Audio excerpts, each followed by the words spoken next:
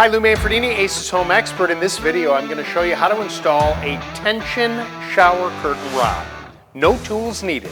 Okay, the first thing you want to do is figure out how long your tub is. And you want to take a tape measure, and this is a 60-inch tub. Then you want to mark up from the top of the tub, and you can use a pencil or you can just use a little piece of painter's tape like this to mark the point of where you're going to put the tension rod. Now, typical shower curtains are about 6 feet long, so from the top of the tub, I'm going to put this at 5 feet.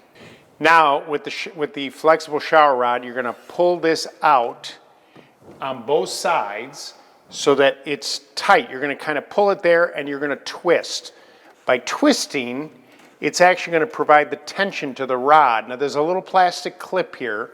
This slides into the rod as well to keep it there. And then you go ahead and you keep twisting, and it not only tightens the rod, but it also forces the tension on both walls. Now, you don't have to go crazy as far as the tightness goes, but you want to step back now and make sure that it's level, which it's not. You can either measure it or you can go by just looking at it and line it up with the lines of your tile if that's what you have so that it looks good.